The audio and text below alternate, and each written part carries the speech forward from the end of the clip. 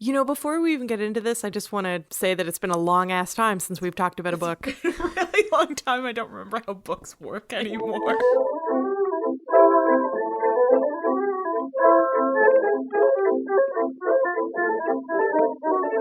Hello and welcome to Witch Please, a fortnightly podcast about the Harry Potter world. I'm Hannah McGregor. And I'm Marcel Cosman.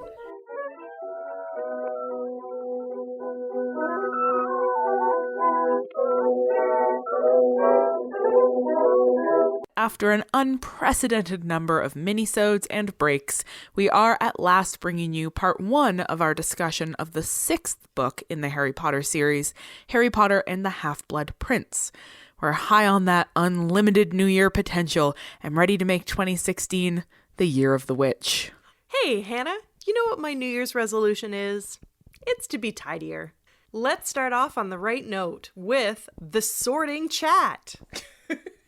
Get it? Like being tidy and sorting? Yeah, I do get it because I wrote the joke. You know what? We're going to start off with a disagreement because you claimed before we started recording that this book stood out to you as being remarkably funny. Oh, yeah. And I, so far, am like, cool. Which part of it is funny to you? Because so far it seems pretty dark. There's been like a number of murders. High-profile murders. High-profile murders. You know, an increased focus on the penal system, the flashbacks into Voldemort's childhood, which are just like bleak as shit. Mm-hmm. Like, this is not, it's not whimsical.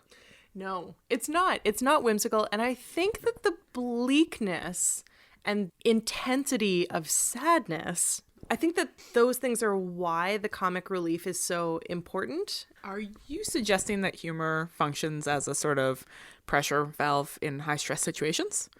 I mean, it does for me. I don't know about you guys, but like, definitely not a human function. It's like literally the only thing that has kept the Jews alive is our spectacular sense of humor. Often what I do when I prepare for our book episodes is I make lists. I have a little sticky note where I have some kind of theme, like, for example, comic relief. And then I just list all of the pages where it appears. And this is one of the only times that I have ever found that to be useful, because now in our conversation, I can say, well, comic relief appears at least on pages 90, 96, 171, and 211. That's only 4 funny things in, but they're 300 pages. Yeah, but they're like significantly funny. That's like one funny thing for every 75 pages. On the top of my head, I can only think of one funny thing that happened. What is it? It's the scene where Ron is at the, what is his brother's shop name? the Weasley Wizarding Wheezes? Weasley's Wizard Wheezes. Thank you. And he comes up with this armful of stuff, and they're just like, yeah, no, that's going to cost you a lot of money. I found that really charming. And you know what? That's not even one of the ones that I had listed here. It is. It's so funny. It's not even on my list. Okay, so I'll give you an example. So the first example, I wrote at the top of the page, boy who narrated comic relief. Ha ha ha. And so You're a nerd. It's when So they're at the Burrow, and it's the morning that Harry wakes up, and everybody has just discovered that he's there. And so Ron and Hermione are in Harry's room, and then Ginny joins them. And Ginny's really pissed, and she's like, oh, it's her. And Hermione's like, oh, what's she done now? And then Hermione says something like, oh, she's so full of herself.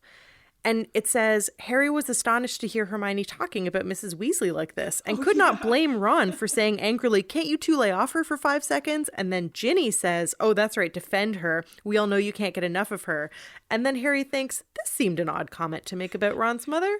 And I was like, ha, ha, ha, that's funny. That's a good joke. So that's one. And then another one occurs 6 pages later. Oh, okay. This one's really good. This one's slapstick. So now we have an instance of slapstick humor. It's when Harry is explaining to Ron and Hermione the prophecy, and it's really serious because it's about the fact that Harry might die. Yeah. And then all of a sudden they're just staring at each other in silence, and there's a loud bang because the telescope that Hermione's holding has punched her in the eye. Which does tie into the theme that we're going to talk about later on, which is the emphasis on violence against women in this book. Which is so funny, right? It's the funniest. Worst. So then there's that. And then I've got on page 171. So what's this one? There are just so many funny ones. It's a surprise to me what it is that I've got here. Oh, this one's really good. So can this be the entire episode? The entire episode is just going to be me going through the book being like, oh, this one's funny too. Listen to this. Okay, so this is their first Defense Against the Dark Arts class with Snape as the professor.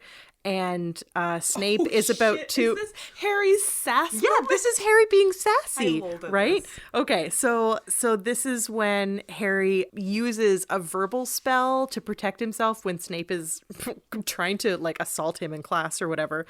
And then Snape is really pissed because he got knocked over into a desk and he says, "Do you remember me telling you we were practicing non-verbal spells, Potter?" And then Harry says, "Yes." And then Snape says, "Yes, sir." And then Harry says, "There's no need to call me sir, Professor." There's another moment later on where Harry like loses control of his internal censor. He's really coming out as a character who thinks that he is very funny. Yeah. Which I love. I love Harry as a smartass. He's my favorite Harry. You just love a smartass. Fuck, I love a smartass so much. Oh my God. Okay, last one. Last one. Page 211. There are so many more, but this is the last one that I'm going to talk about. This is just narrative humor, okay? So what's happening is the book is telling us all of the people who are there to try out for the Gryffindor Quidditch team, and it's just listing all the different groups of people. So it's like the first group was a bunch of first years who can't fly. The second group is 10 of the silliest girls Harry had ever encountered. The third group had a pile up halfway around the pitch. Most of the fourth group had come without broomsticks. The fifth group were Hufflepuffs. And then he says, "Is anybody else not a Gryffindor?" And then like another big group of people all like reluctantly slink off the field. See, it's a really funny book. Yeah. I totally agree that it's like really, really intense and there's a lot of misery. And there's all of these tiny moments peppered throughout the book that are literally laugh out loud funny. Yeah. Which makes a lot of sense as the series gets darker, that you need to build in these sort of moments of levity and moments of humor in order to sort of off balance that. Yeah. All right. I'm convinced. Convinced this is a funny book. Okay. Should we move on? Yep. Great.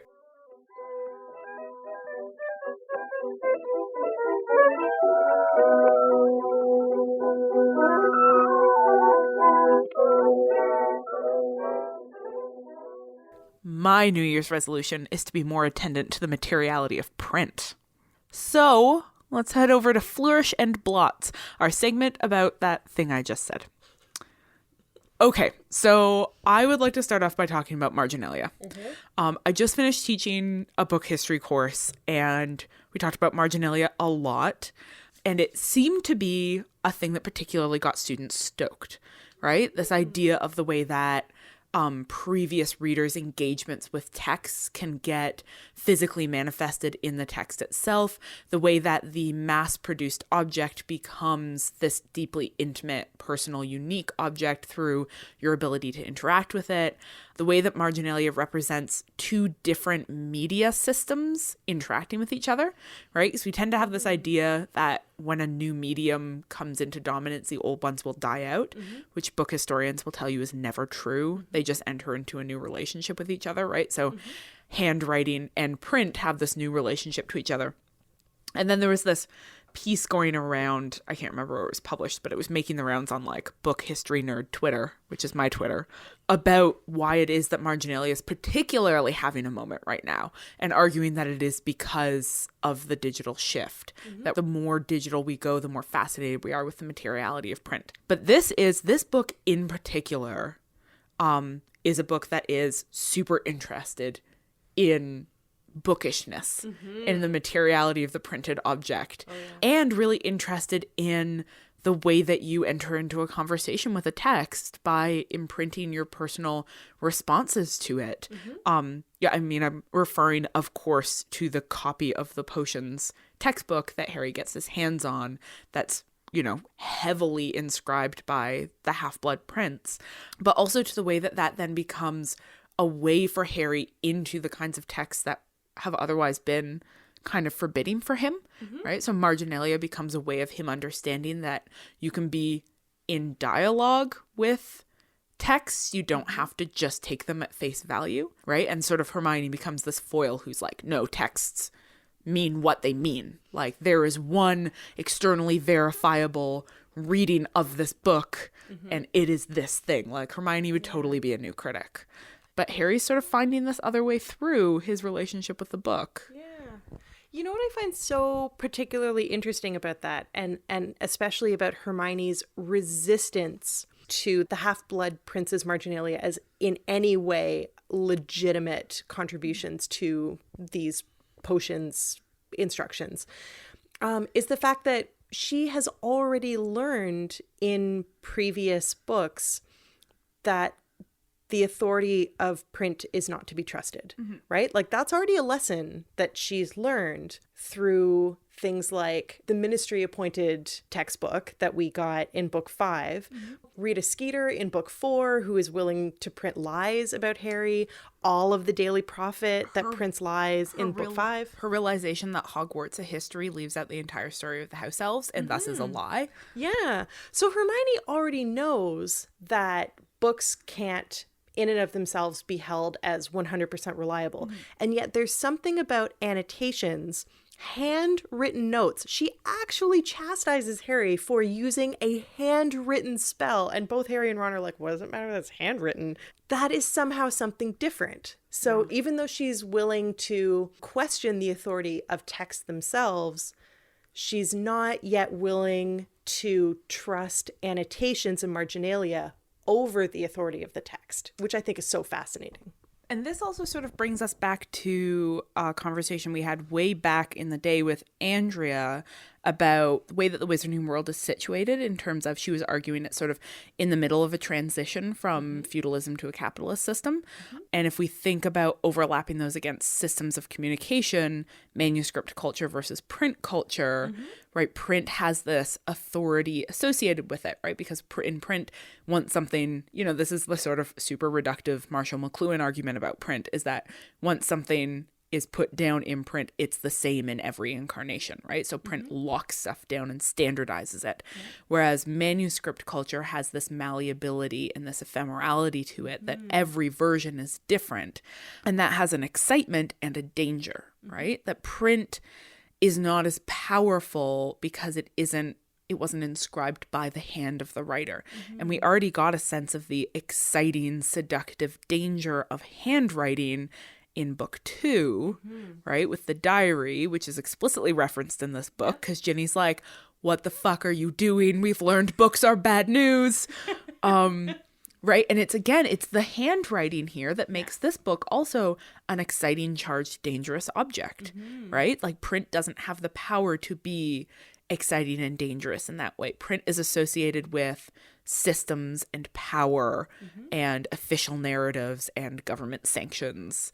It's handwriting that has this sort of dangerous edge to it.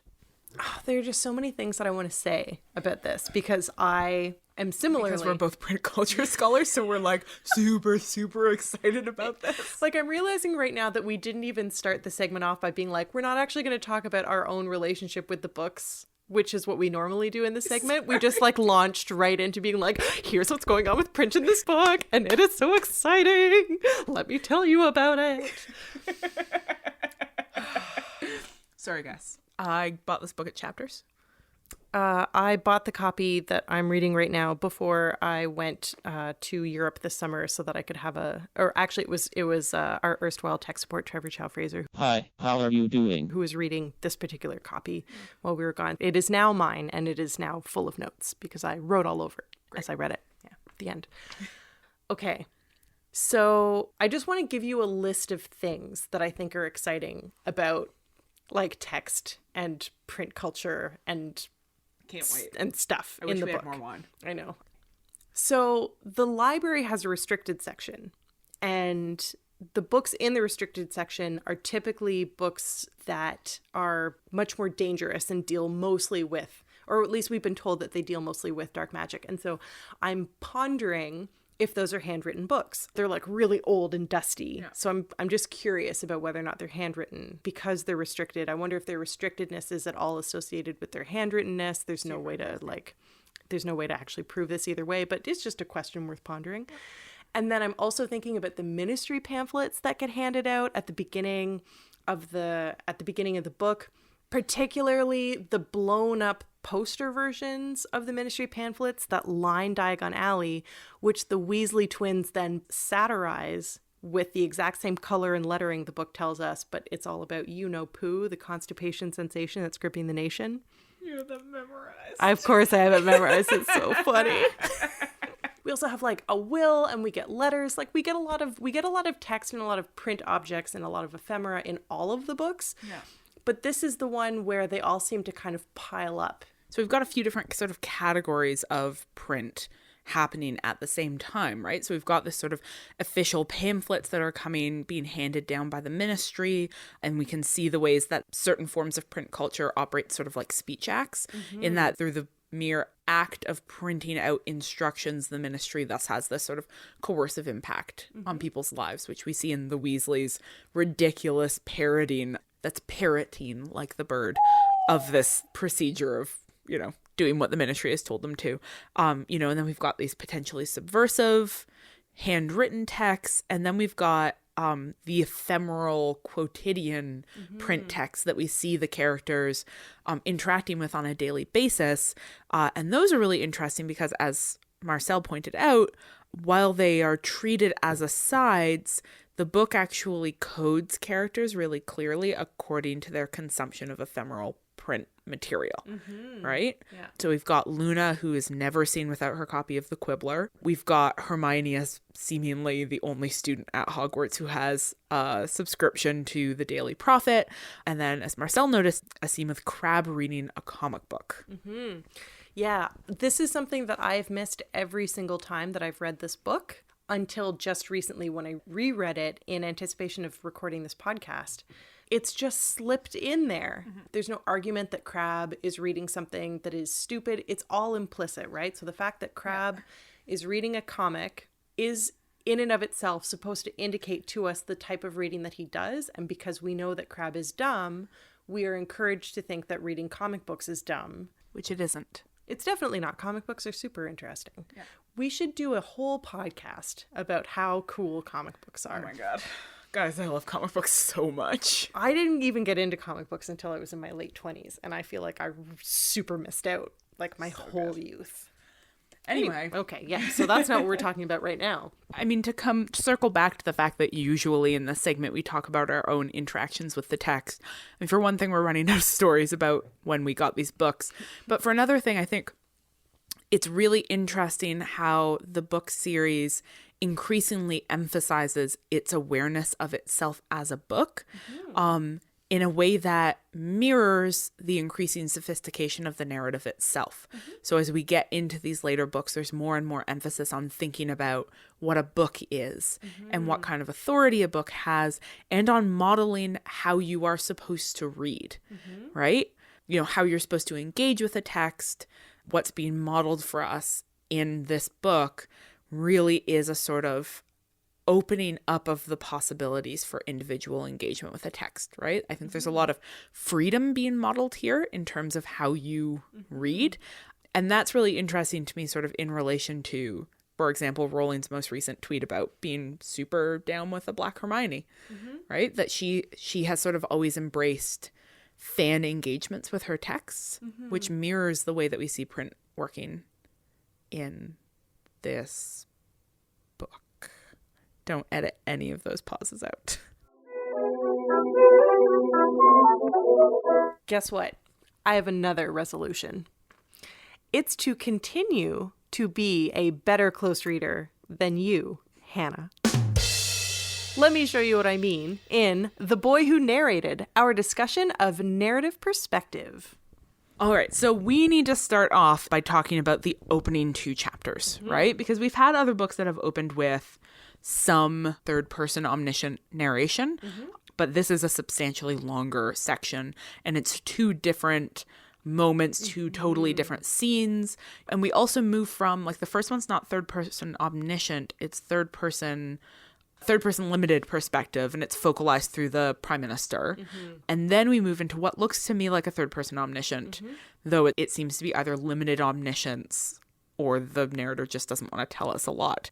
So we've got the scene with the prime minister, and that's interesting because it gives us a different unreliable narrator.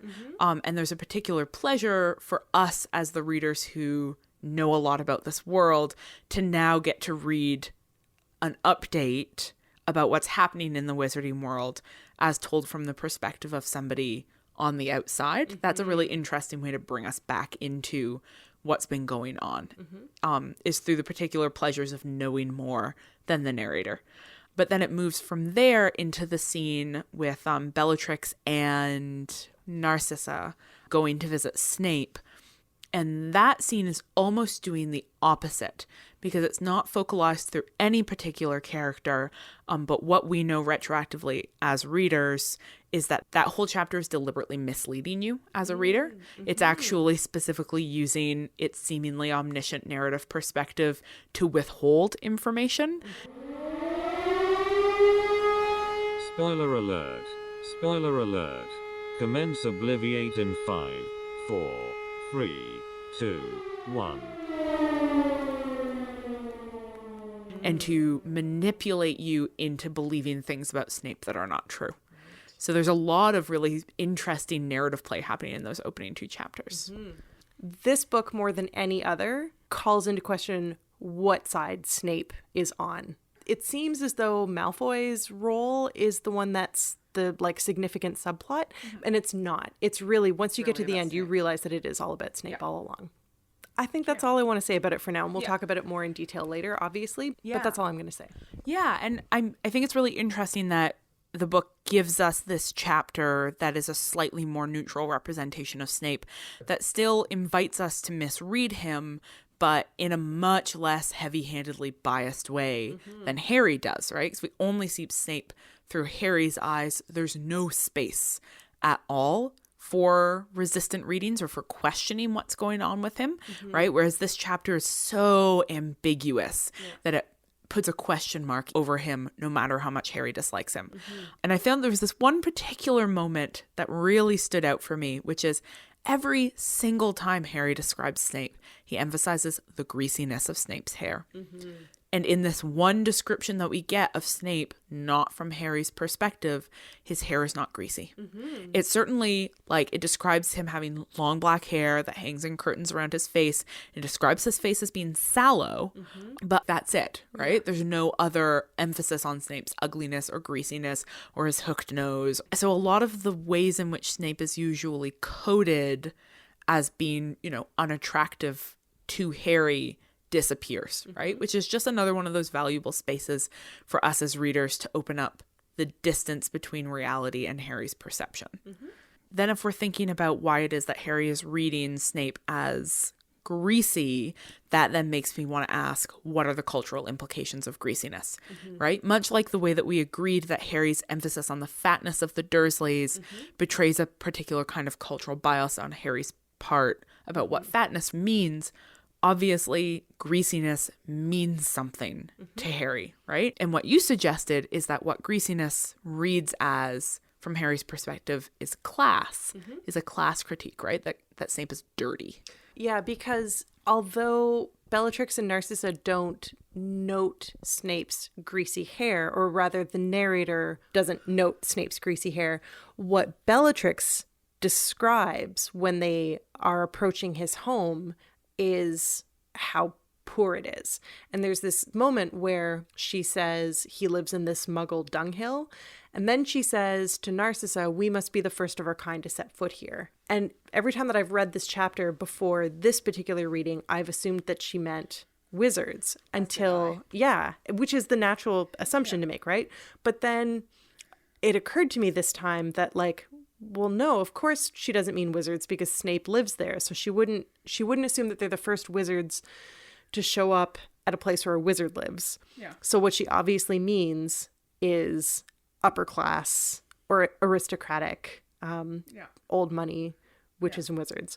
So I think that there's something happening there where Bellatrix's recognition of Snape's poverty is mirroring or replacing the greasiness that Harry usually identifies. Because, like, Harry grew up poor circumstantially, but he didn't grow up in poverty, right? Yeah, no, he grew up in a very comfortably middle class context. Yeah, I have a question that I just want to sort of put a pin in, and then we'll forget about it, and then Sylvia will tweet us about it. But it's, at this point, does Bellatrix know that Snape is not pureblood? I can't remember what the revelation is about whether or not Snape is hiding his identity at the end of this book, because that would account in part for her distrust of him, is if she knows that he's not a pureblood wizard. So we've been talking so far just about those opening 2 chapters. So then we move into Harry's perspective, right? We get back inside Harry's head, and it's, let's find out how the major events of the last book have affected him. And so far it seems like not particularly. That is to say, he does not appear to be learning any of the important lessons from the last book. The one that really stood out to me is that in the last book, Dumbledore says to him where Sirius went wrong is through his total disrespect for Kreacher. Not taking him seriously as an individual, like as a fully existing subject who might have opinions and motivations and ideas. You know, and that is a basic sort of racism on Sirius's part. And then we see Harry at the beginning of this book just thoughtlessly reproducing exactly those kinds of bigotry that we saw on Sirius's part, right? That he doesn't question his inheritance of Kreacher, that he wants to get rid of him, and Dumbledore has to point out, like, you don't want him falling in the hands of other people. Yeah, but Harry just doesn't seem to have learned that particular lesson at all. Yeah, and we similarly see Harry bullheadedly charging ahead with his assumption that he has figured out what's going on with Draco, in the same way that we saw him bullheadedly charging ahead that he knows what's going on at the Ministry of Magic with Sirius, right? So the lesson of how he has to question his assumptions and not just take for granted that he knows best is not one that he learns, right? Like, he just charges ahead believing that he knows that Draco is a Death Eater, and no one who questions that assumption could possibly realize what's going on. And he is really frustrated that at his mention of this to McGonagall, that she doesn't jump into action, and then he brings it up again with Dumbledore, and Dumbledore's like, yo, I've heard this, chill, I've got this. Yeah. He still harbors this belief that he knows better than all of the incredibly clever and powerful wizards who are adults around him. We're going to have to ask in the next episode what it means that... Spoiler alert. Spoiler alert. Commence Obliviate in 5, 4, 3, 2, 1. Whereas in the 5th book, he was entirely wrong and made a really vital error. In the 6th book, he's right. So we're going to have to think that through at a later date. For now, I want us to talk a little bit about Ginny Weasley. Yeah. I'm going to preamble this by saying that I did like the tiniest little bit of research, but not on purpose. I just read something that some of our Twitter followers sent us. Stop it. And what I was reading was the top 10 Harry Potter fan theories. I really love Banana's Harry Potter fan theories. Big fan of them. My personal, emotional favorite is that Draco Malfoy is a werewolf in this book. Oh. Have you read this one? I only know of it through the tweet where Rowling was like, no. Oh, I don't care what Rowling says. I think that that's a really solid fan theory. But on that same whatever BuzzFeed listicle, whatever it was, apparently one of the major fan theories is that Ginny in this book slips Harry a love potion, which accounts for Harry's radical reversal from having no particular romantic interest in Ginny to being obsessed with her. And Marcel and I encountered for the first time when we were at Fan Expo this summer what is apparently a quite widespread dislike for Ginny in the Harry Potter fan community. And so I did a little looking into that, and it seems to come from this idea that sort of she goes from being a totally unremarkable background character to being this perfect, can't do wrong anything, beautiful, talented, smart, amazing character overnight, and that's really unsatisfying as a reader. And so I'm going to officially, no matter how many furs I ruffle, is that how that phrase goes? I believe that you ruffle furs. Yeah, that is true. No, I think it might be feathers. No matter how many furs I ruffle, I am going to officially declare that all of those perspectives are based in really shitty reading. Oh, yeah. You're all reading wrong. Yeah. If you think that Ginny slips Harry a love potion and that is why she suddenly becomes important, you've done a really poor job at reading how love potions work. You've also failed to recognize that the books are told from Harry's perspective, which, like, that's okay, because so did I until we started this podcast. So, okay, I'm gonna give you that. But by this point, you should know better, because we've told you that they're from Harry's perspective. And so if you've gotten to this point and you're like, why is Ginny all of a sudden super important? It's because Harry suddenly notices her. Like, that's why.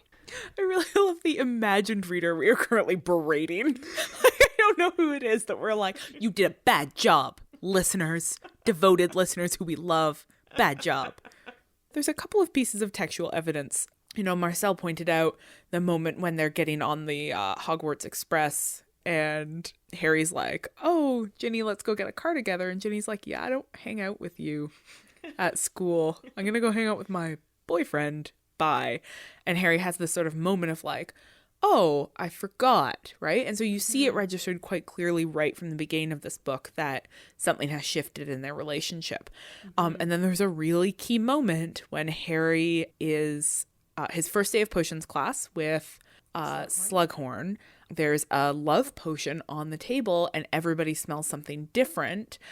And we know that Hermione smells Ron. Right? Because she refuses to say the third thing that she smells, right? It's like books and freshly cut grass and Ron's sweaty armpits. Ron's sweaty armpits. Hot. But Harry smells, you know, like whatever, like brooms and I guess like an owl. You smell Hedwig? He smells Hedwig's feathers. Yeah. Brooms. And then this floral smell that he can't quite place his finger on, but that he can associate with the burrow. That he associates with the burrow, right? Which later on in the book is explicitly linked to Ginny, right? But so the book is telling us before Harry himself has realized it that Harry has fallen for Ginny. Yeah. And that, like, that's not an impossible shift in somebody's perspective on some, like, right? You could know some, like, she's just turned 15. Right? She's 1 year younger? Yeah. So they're 16. So she's just turned 15. So she's just...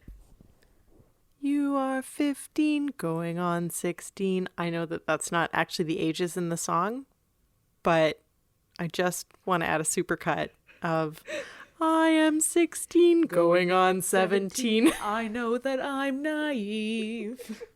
That's Harry. That's Harry's line. Yeah, fellows he meet may tell him he's sweet, and willingly he believes. Oh, Harry. Chosen one.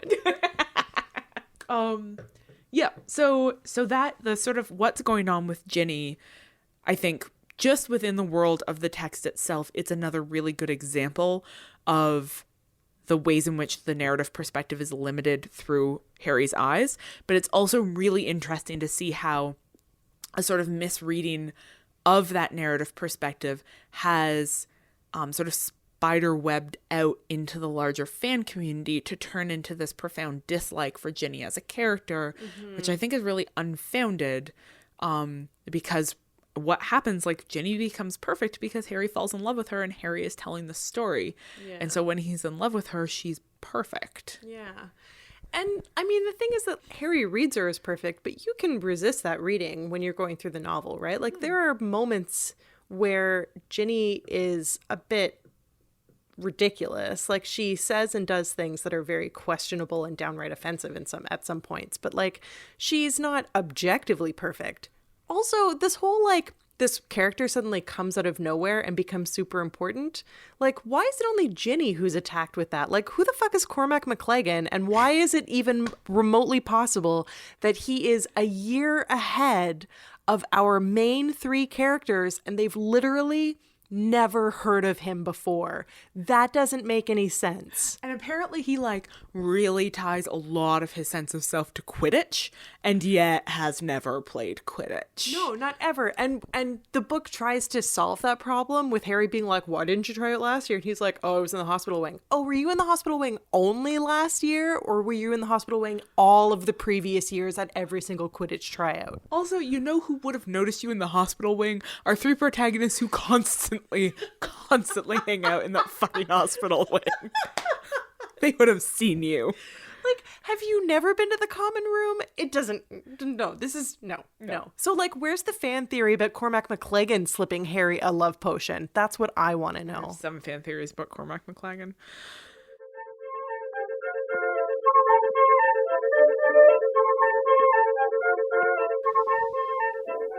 Hey, Marcel. I also have another resolution, and it's probably the best one yet. 2016 is going to be the year of being super awesome at pedagogy, but I could use some advice from some quality teachers. So let's head to potions class and talk about pedagogy at Hogwarts. Because, man, this book is just modeling high quality pedagogy all over the place. Oh, all over.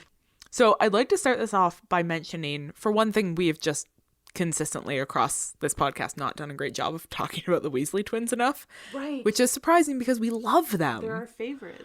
And what I find really particularly exciting is that this is the book after their triumphant departure at the end of book 5. Book 6 is the book where we really see them coming into their own. Mm-hmm.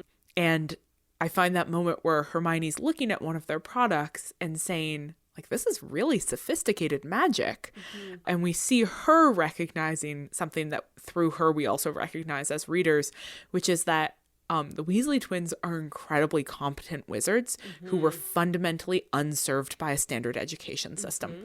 And so, you know, earlier on in the same book, Mrs. Weasley talks about how Ron got more owls than Fred and George got together. Yeah. Right? Like, you can't thrive in the wizarding world if you don't pass through the standard education system. But the Weasleys obviously could not succeed within those structures and have gone off and made this path for themselves.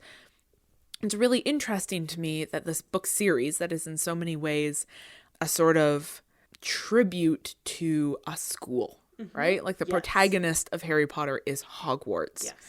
And yet the narrative itself introduces the failings of that school system, right? It very clearly shows us that, like, we love Hogwarts. Hogwarts is amazing. Hogwarts has failed some of its best students. Totally, yeah. And that is really interesting to me, the way that it allows us that point of resistance to what should be the thing that's being most celebrated. How about next we talk about this line, which both Marcel and I just underlined and we're like, beep. That's a noise that we make when we underline things. Beep, beep. This is Harry talking about how he's about to try the nonverbal spell that he found written by the Half-Blood Prince in his potions book. And he's thinking, I haven't had any success with nonverbal spells in Defense Against the Dark Arts, but, and I quote, the prince had proved a much more effective teacher than Snape so far.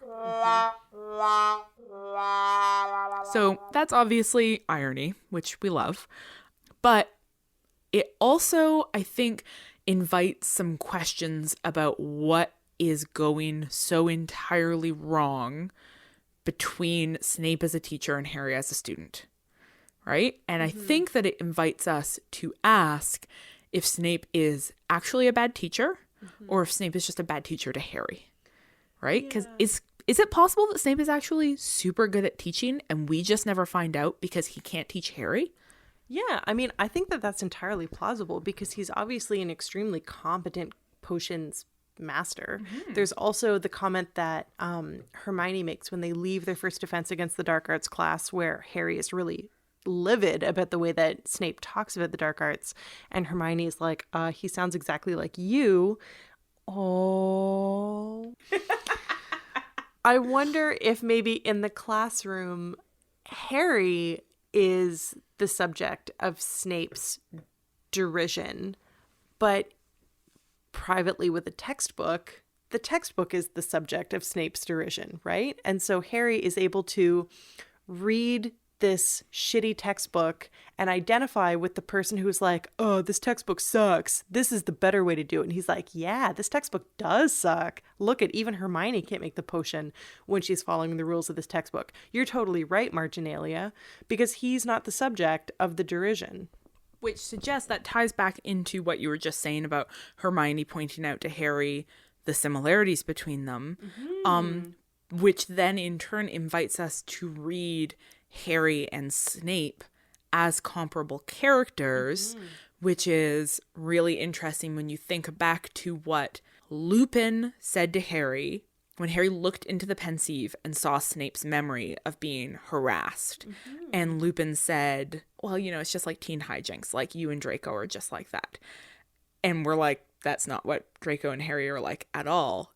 Except if you flip the characters. Right. Except if Harry is the Snape figure and Draco is the James Potter figure. And all of a sudden that makes a lot of sense because Harry comes in, like, yes, he comes in loaded with tons of privilege, but he's pretty badly treated by the rest of the school through a lot of the books. And so it becomes this really ironic way in which Snape misrecognizes Harry and perpetuates the same kind of abuse that he experienced as a child that made him so bitter, which is in itself a commentary on the ways that systems of abuse perpetuate themselves. Oh yeah, for sure. In the Pensieve in Book 5, we get that scene of Snape's abuse of childhood, right? Like, it's just a quick scene, but we get a flash of it, and that is so similar to the type of experience that Harry has growing up with the Dursleys, except unlike Snape, who seems to us that his father was abusive towards his mother, both of Harry's step-parents are abusive to him. But we can't assume that Snape's father, who was abusive towards his mother, was not also abusive towards him. It's very likely that he was, because that's how abuse works. Anyway, this is all very interesting. So, oh my god, our opinions are fascinating. Let's move on. Haven't we all had a slughorn? Yes. Yeah. Academia is awash with slughorns. And when you are a part of the slug club, it is the best. I've been in a fair number of slug clubs, I gotta say. And I catch myself sometimes, you know, teaching classes where there'll be a handful of students who are your favorites. I mean, I love, like, I say this really, really genuinely, like, I love all of my students. I really do. And I think the ones who are really quiet often feel like probably their professors don't care about them as much, because it's harder to engage in dynamic ways in person with really introverted students. But hey, introverted students, we're reading your really, really intelligent work, and we know how engaged and how smart you are, and we really value you in the classroom as well. But there's this way in which, like, the super extroverted, super outgoing, dynamic students just attract this particular attention to them.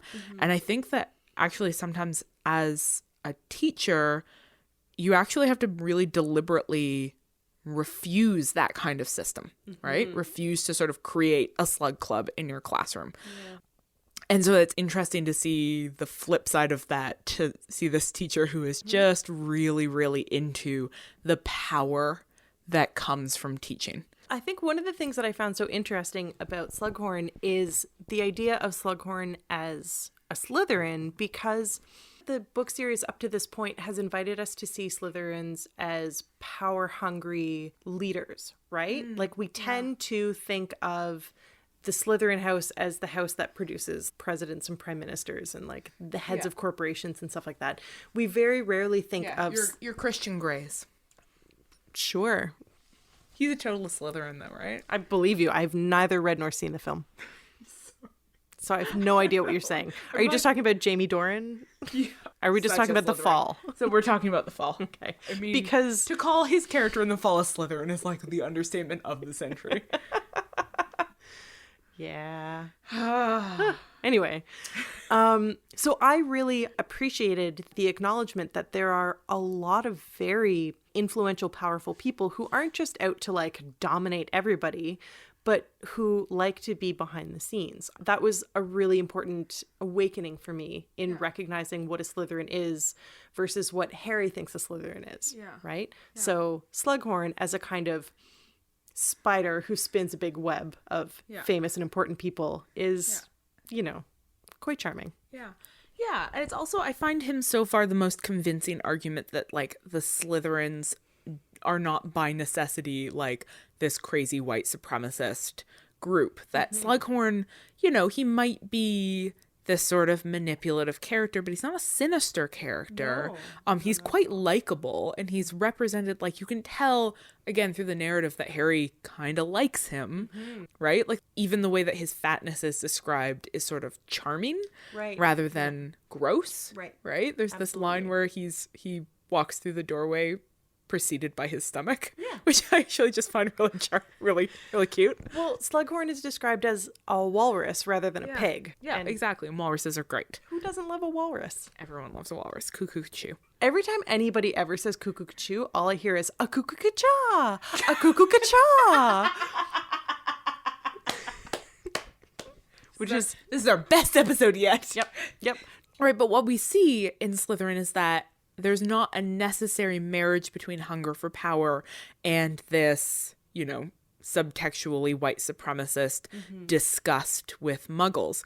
Because Slughorn does not give a goddamn if you are muggle born or not.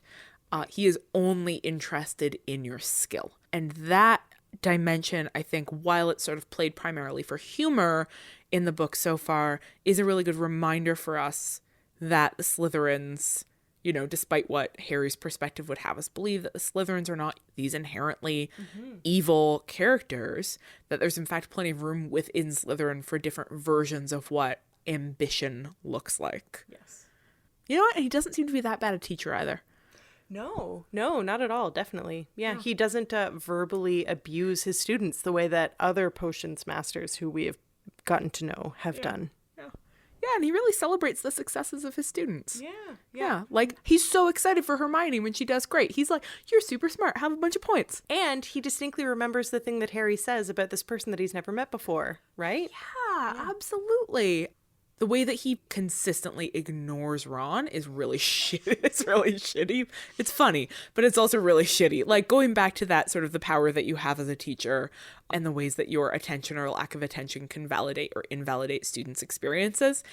You are not allowed as a teacher to only teach the top handful of students in your class and fundamentally ignore everybody else. That, my friends, is bad pedagogy. But you know what I really like about the fact that he ignores Ron is that he ignores Ron in the same way that he ignores Malfoy, right? Because Malfoy is like, hey, I'm important. I think that you know this person that I'm related to. I'm important. And Slughorn is like, And then even Slughorn's like, That's, I imagine, the noise that Slughorn makes when he walks. Yeah. Good. Let's talk about Dumbledore. Or let's talk about Hagrid. Let's end on Dumbledore. I really wanted to acknowledge the fact that Hagrid's hurt that Ron, Hermione, and Harry have stopped taking his class, and the way that it manifests in his, like, surliness and sullenness and sulkiness, that is behavior that I've seen from actual real live flesh and blood professors whose feelings have been hurt by decisions that I have made about what I was going to study or who I was going to work with or who I wanted reference letters from or who I got to overlook an application for a grant. And I thought that it was a really sweet reminder that professors are also people and that professors' feelings and emotions, which are totally human, are completely fucking inappropriate when you are teaching. So keep your tears for the bathtub where they belong. Cry into a cat. It's the only appropriate way to do it. All right, so we're going to conclude this section by talking a little bit about Dumbledore as a teacher, because as Marcel was pointing out, this is the first book where we really get to see Dumbledore actually being a professor, right? And he sort of stepped into this role at the end of book 5, where he finally said, like, I'm going to talk to you now, Harry. I'm actually going to tell you something about what's been going on. And this book opens from Harry's perspective with the promise of these lessons from Dumbledore. And it's sort of this revelatory promise, right? At last, Harry will get to learn from really the one teacher he's desperately wanted to learn from the whole time. Dumbledore is at last going to take him under his wing and give him these special, unique lessons. And we get at last a view of how Dumbledore teaches. Which is bonkers. I mean, obviously as a method, right? Not since Lupin have we seen so clearly articulated a pedagogical method. But unlike Lupin's method, which is like really transparent, Dumbledore's method is like obfuscation, pedagogy through obfuscation. It's best if you don't understand anything that you're learning as you learn it. Yeah, I'd like to add a side note that all of the assumptions that Dumbledore is actually a Gryffindor, I think are nonsense, because nowhere have we seen a pedagogical method more like Horace Slughorn's than Dumbledore, right? Like, he just weaves a big web where he is at the center and knows what's going on, and everybody around it is just like, I don't know what's happening, but I'm being manipulated by this person who's happy to stand in the background. Dumbledore is totally a Slytherin. We can talk about this later. I think it might be a Hufflepuff. Ooh, I'm willing to hear that. Okay, so the way that I interpret Dumbledore's teaching of Harry in this book is so much like an RA-ship. When you become a research assistant to a professor, you are not a student in the same way that you are a student in the class. You are tasked with assisting that professor in a type of research that goes beyond the classroom. And it is something that you are hired to do because you are particularly qualified, right? And so this is definitely what we see with Harry working with Dumbledore. But one of my favorite things about the way that this is described in the book is their first mission together, where Dumbledore brings Harry along to get Horace Slughorn to come back to school. Way, way before this, just when they're leaving Privet Drive, the book tells us that Harry felt distinctly awkward because he had never had a proper conversation with his headmaster outside Hogwarts before. There's usually a desk between them. And let me tell you, if you've never been a research assistant before, this is 100% what it is like to become a research assistant, because they're like, oh, call me Joe. And you're like, nope, you do not have a first name. I will only call you by your last name, Joe Dumbledore. I don't even know why you would suggest that I call you Joe. But this is totally what's happening in this encounter, right? Like, all of a sudden Harry is working one-on-one with this professor, and it's not at all like being in a classroom. And we see, like, both Ron and Hermione are speculating all the types of lessons that they think that Harry is going to learn, and nothing of the sort takes place in his private lessons with Dumbledore. It's all like archival research, basically. Well, and that's the really interesting thing, is that all of the other models of pedagogy that we've looked at have been examples of people who are specialists in particular fields attempting to impart a simplified version of those fields to young learners. We are seeing something really, really different happening in Dumbledore's lessons with Harry, which is to say that Dumbledore is working with Harry to discover things that he does not already know, which is exactly what is exciting about the learning experience of being a research assistant, is that you're actually working with somebody who's a really high level thinker and researcher, watching how they do their work and learning how to do your own work through modeling it off them. So it's a really different experience of learning, and it involves a lot more sort of comfort with ambiguity and uncertainty and unknowing, which ends up being really, really central to what is involved in being an academic. You know, what makes Dumbledore's lessons so unsatisfying to Harry ends up being because Dumbledore doesn't know the answers. Yeah. And so Dumbledore is sort of going on this quest of trying to figure something out. And he has a hypothesis, which he is choosing not to share so far. He doesn't want to get scooped. He doesn't want to get scooped. He doesn't want Harry to present at a conference before he can. Yeah, but there's a very different kind of teaching happening here. We can probably talk about that more when we find out what's actually going on in the second half.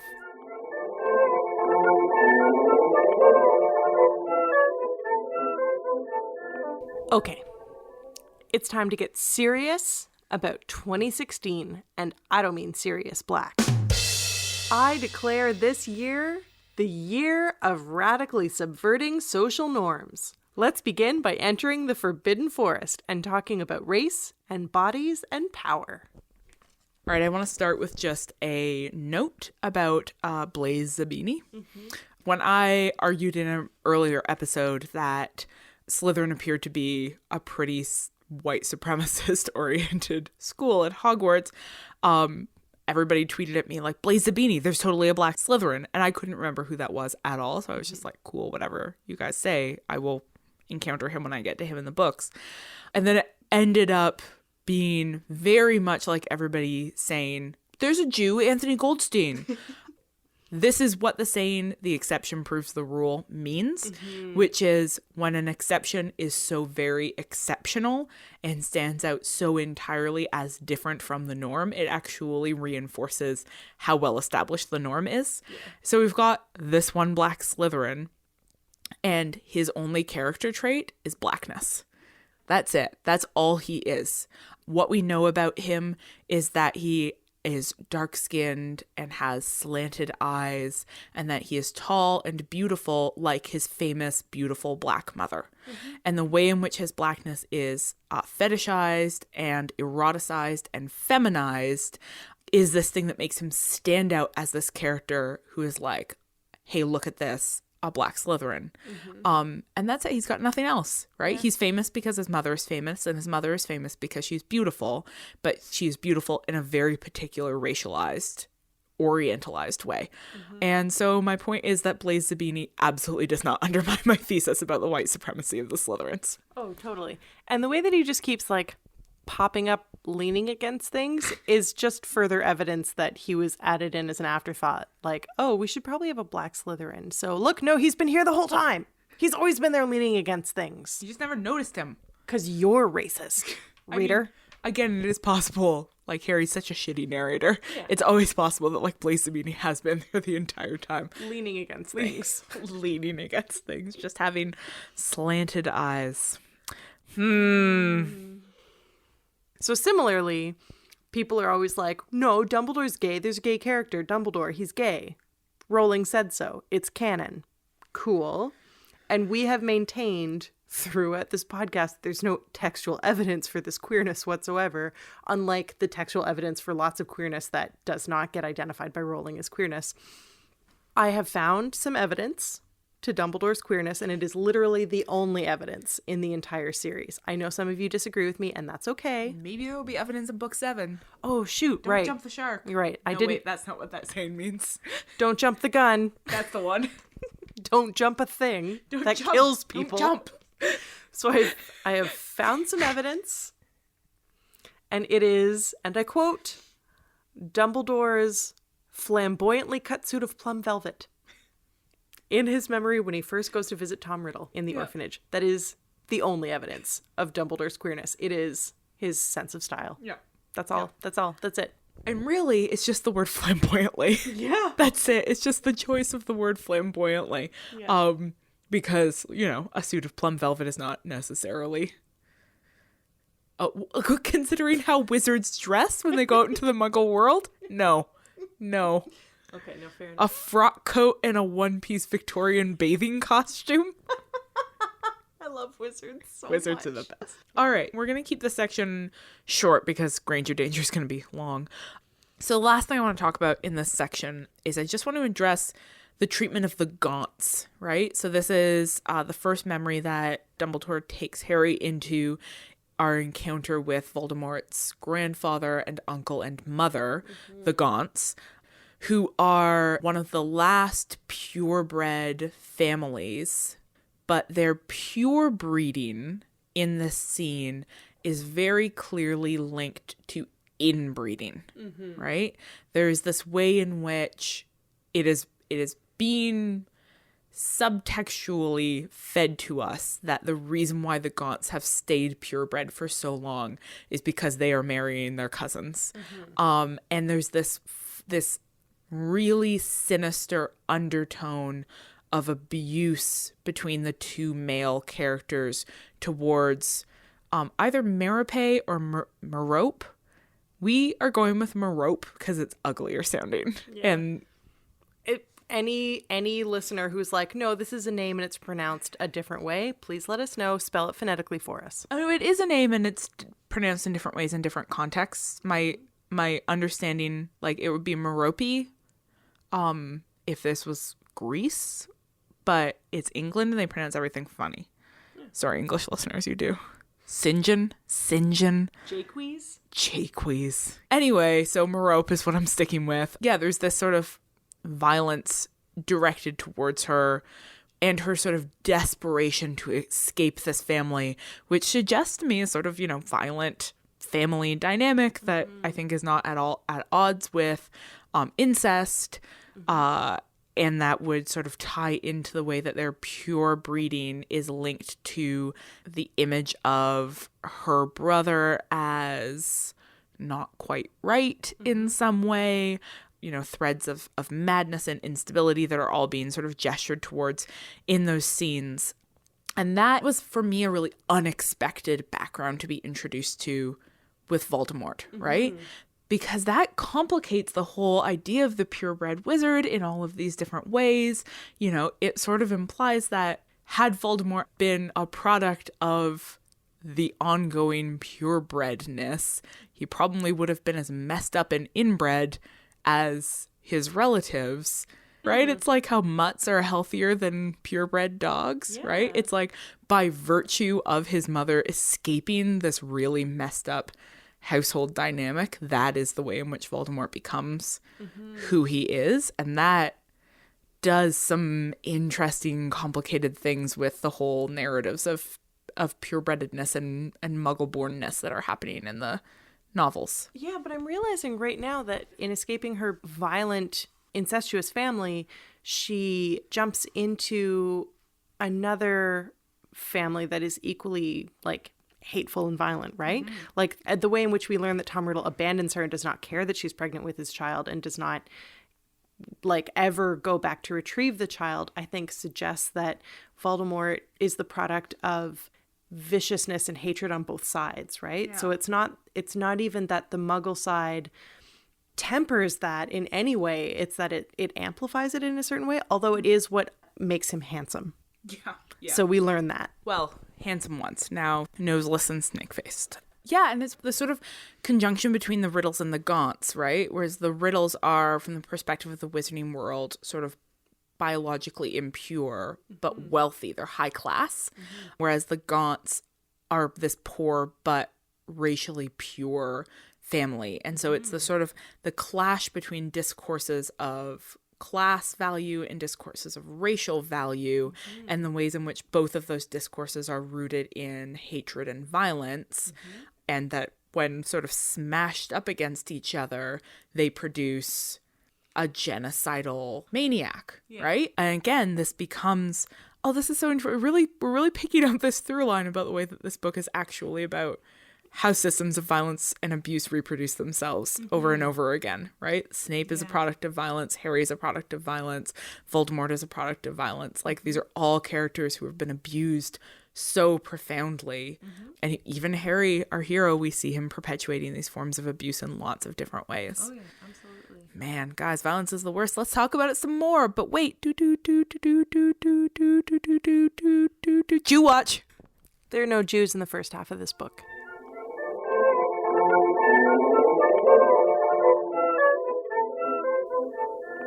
You know what? Fine.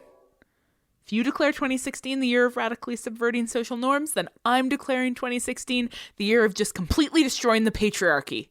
Granger danger!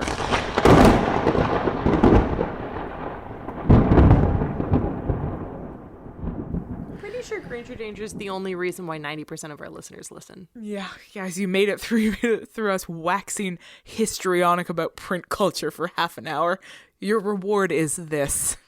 Remember when you asked me who was a better feminist, Mrs. Weasley or Hedwig? And I was like, it's probably Mrs. Weasley. Nope, it's Hedwig. You'll get to it later. Yep. This is the book. This is why. So Ginny, Mrs. Weasley, and Hermione are all complicit in villainizing Fleur Delacour. And when we were talking about this beforehand, we narrowed it down to the fact that they are extremely derisive towards Fleur's femininity, right? Yep. She just performs a particular type of womanness that the other three important female characters cannot and will not abide. Yeah, and it's based in this, the way that living in a patriarchal system encourages misogyny in women, and the way that that is represented by, the the pretty girl who just doesn't have any female friends because other women just don't like her. And the way that like that itself is, you know, that particular woman reproducing the misogyny through which she has established her own value. But it's also often true that women who perform their femininity in really sanctioned ways, right, in ways that are really sanctioned by the patriarchal system, then invite the hatred of other women who are experiencing viscerally their failure to live up to those sanctioned ways, right? That because you are experiencing on a daily basis the ways in which you are undermined as a human for failing to embody socially sanctioned models of femininity, you then take that anger and instead of turning it against the patriarchy, which is what you should do, you turn it against women who are thriving under that system, right? And it's just, it's the way that living as an oppressed group results in you turning against each other rather than turning against your oppressor. Just like a whole thing. So it's super significant that Fleur is planning her wedding when we encounter her at the Weasley household, right? And so she is in the middle of planning this patriarchal event that roots women in a patriarchal system and makes them the property of their husbands, and is expressing her agency in the limited ways that women in the patriarchy are allowed to do, which is doing things like picking the color of dresses of the other girls who you are going to rope into that patriarchal event. And all of a sudden this becomes intolerable to the women around her who are very strong and active. And that competition then gets played out in turn through particularly Hermione and Ginny explicitly setting Fleur against Tonks, right? Because Fleur represents this like excessive complicity with the system that they dislike, whereas Tonks then becomes the sort of opposing like, oh, well, but Tonks is cool. And so therefore Tonks must marry Bill, which is like just not how anything works. It's not like, oh, we'll just find somebody who represents something different. I think Ginny actually says I'd prefer Tonks become part of the family twice in one chapter. Yeah, it's like because of the way that she's positioned as Fleur's foil, Tonks then becomes the object of Ron's misogyny because Ron wants to defend Fleur, Right. but not on a good grounds. Ron isn't defending Fleur in like a productive, like everybody just back off. Femininity is a beautiful kaleidoscope. Ron's like, I like her, I want to fuck her. Tonks is ugly, I don't want to fuck her. She must be less valuable as a human. Yeah. Ron is gross. Yeah, Ron's a real misogynist in this book. We'll talk about that more. Harry steps up at one point and is like, well, like Fleur can't be stupid if she was in the Triwizard Tournament. Like you have to be pretty like badass to do that. And they're like, shut up, Harry. What do you know? We've just accused Ron of being a misogynist. And he is in this book. Like he's just like crazy slut shaming, right? His anger about Ginny kissing boys, right? He almost accuses Ginny of being a slut, except that she cuts him off. And then he's like also super freaked out about Hermione having ever kissed anybody. And he's not like, notice that he doesn't yell at, like Ginny's just like, oh, it's just because you've never kissed anybody. He's not yelling at Harry, like for having kissed Cho. It's clearly just that he doesn't want women to have sexual agency. And the fact that he then sort of takes his sexual frustration about Hermione out on a character, right, who is constructed as purely a silly, flighty thing, right, who I'm sure has like a rich internal life as well, but we're given no access to it. So all she becomes is like the thing that Ron is making out with, really just perpetuates that. But as you pointed out, there's a lot more serious misogyny happening in this book. I've mentioned before in this podcast that this is my favorite book, and I think that there is so much going on with women in particular in this book.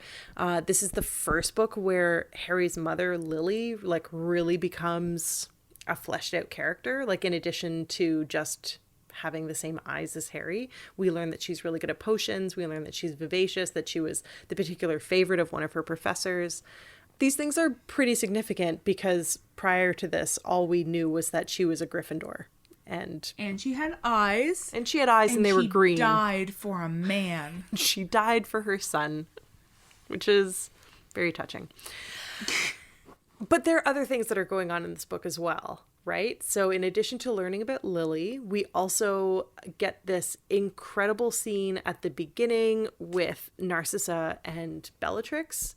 We encounter them as sisters. They refer to each other by their nicknames, which to me feels like really strange and weird, but actually, if you are siblings, is probably completely and totally normal.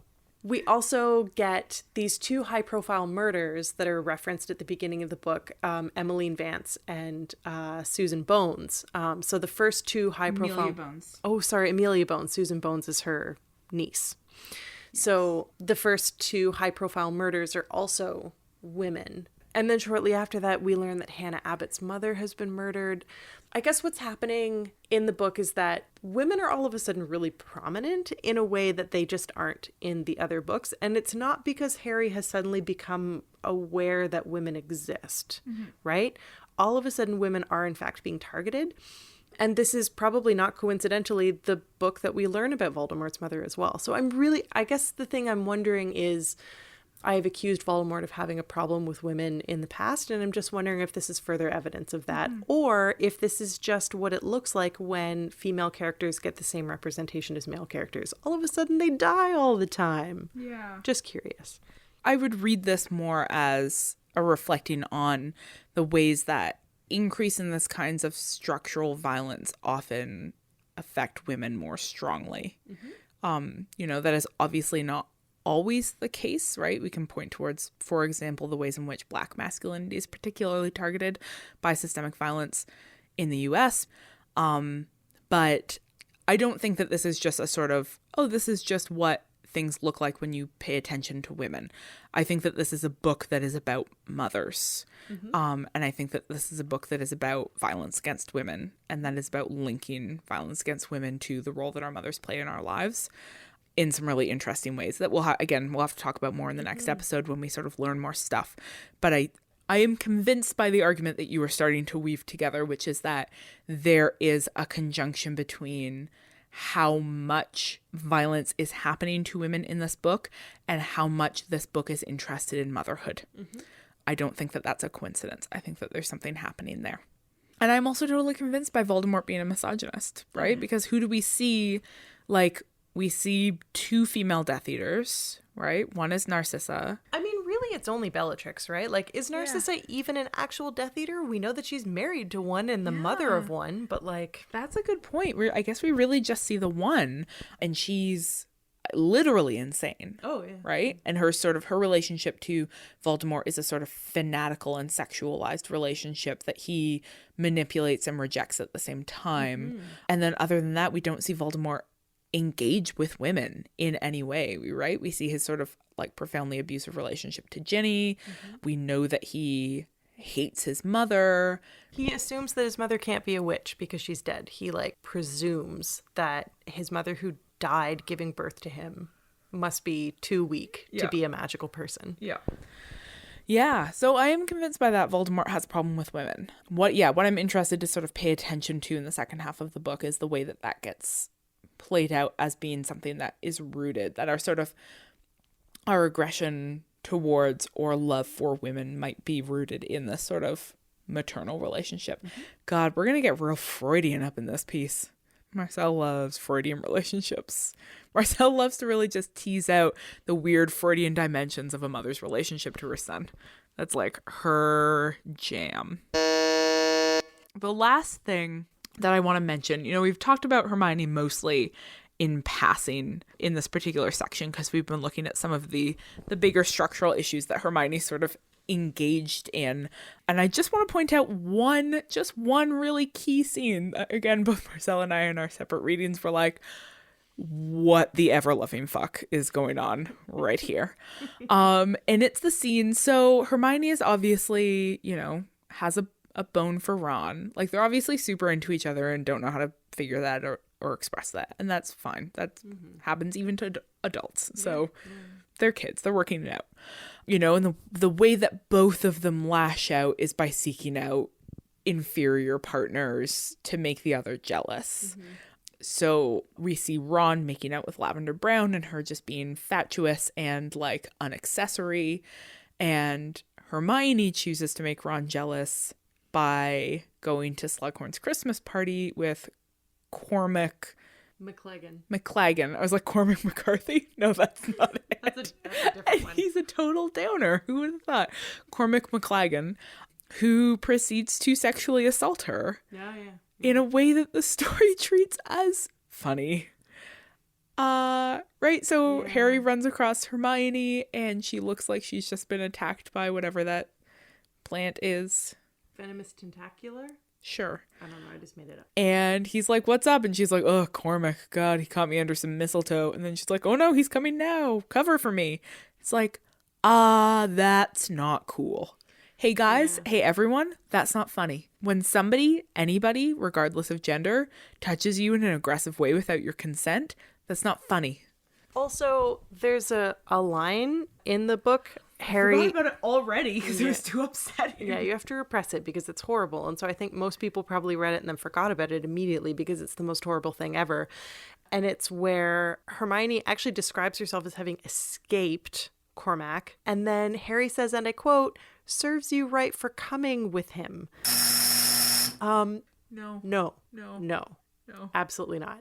Absolutely not. Okay, so I totally believe you that this is coded as funny, but I wonder if at the same time it's also coded as commonplace and if it somehow fits into the greater narrative of the types of violence against women that are just normalized. So it's possible to read the sexual violence that is being perpetrated against Hermione by Cormac McLagan as being on the same spectrum as the sexual violence that we see enacted or suggested as being enacted towards Merope. So I don't know. I do think it's possible to read it as funny, but I also think it's possible to resist that reading and say that this is all one big spectrum of violence against women.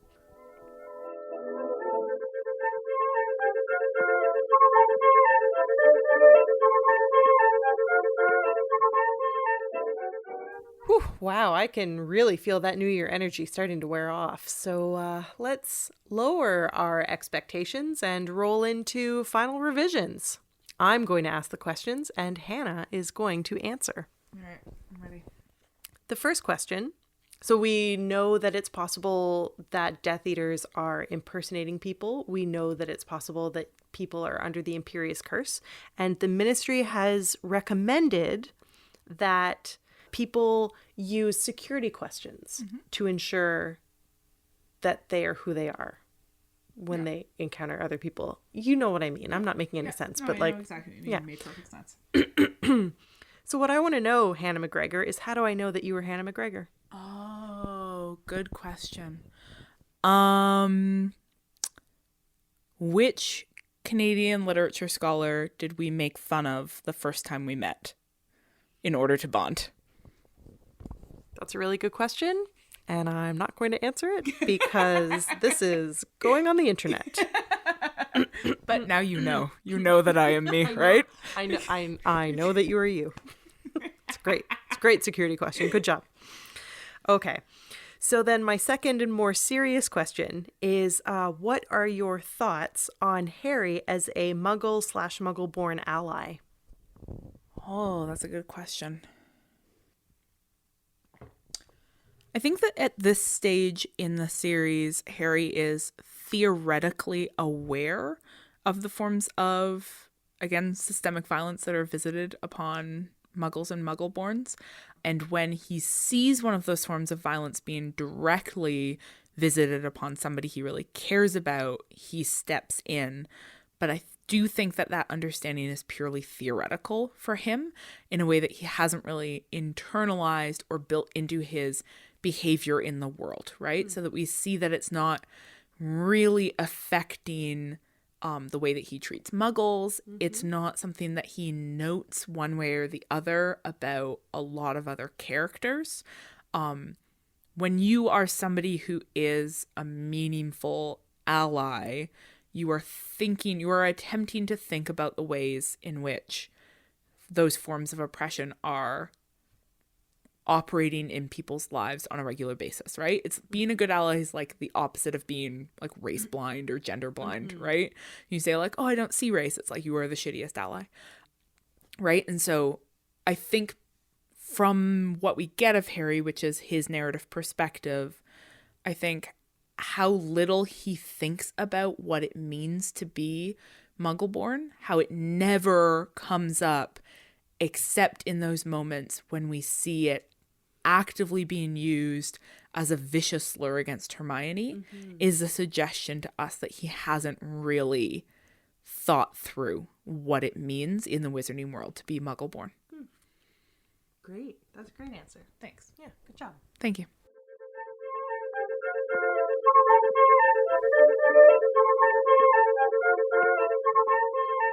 Thank you, dear listeners, for joining us for episode 11A of Witch Please. Sometimes I get confused by our numbering system. Only sometimes. It's very clear. You can find the rest of our episodes at ohwitchplease.ca or subscribe to us on whatever podcasting platform you enjoy using. We have a few new reviews on iTunes from Janie Canuck, Jessie Sane, Perry Otter, Bree Grace, and Teacher Librarian, and they're all either completely lovely and kind or totally inexplicable, proving once again that you are all the very, very best. Speaking of people who are the very, very best, a special shout out to listener Jazz Confuses People, who sent us an incredible care package containing some lovely New Zealand chocolate. I'm still working my way through the half that I got of the package. A gorgeous cross stitch that Hannah completely stole, and a really, really beautiful and thoughtful note. You are unbelievably kind. Special thanks, as always, to Trevor Chow Fraser. Hi, how are you doing? Our erstwhile tech support. He might now start to become our erstwhile baby support. Oh, Yeah. And the robot of our hearts. And also to the following dope-ass people who have been tweeting about us.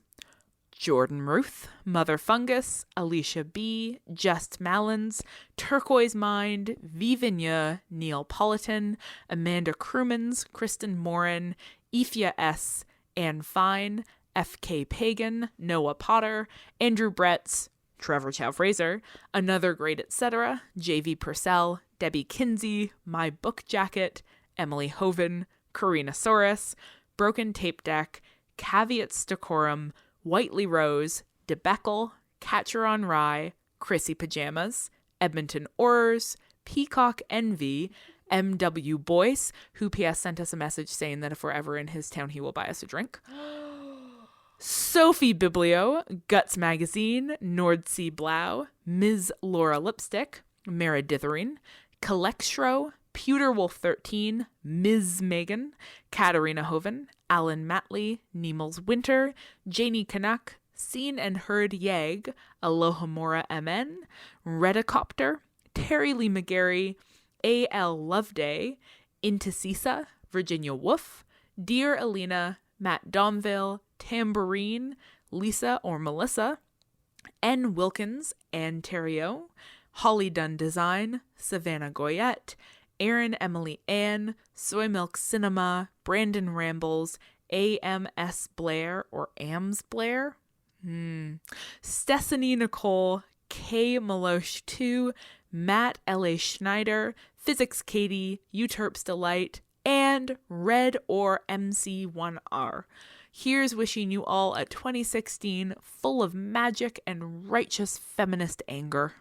We have an exciting live event coming up in the form of Nerd Night Edmonton, which we will do our best to release as a mini-sode. Stay tuned for the second half of our discussion of Harry Potter and the Half-Blood Prince, and for who even knows what else. But until then, Later, witches.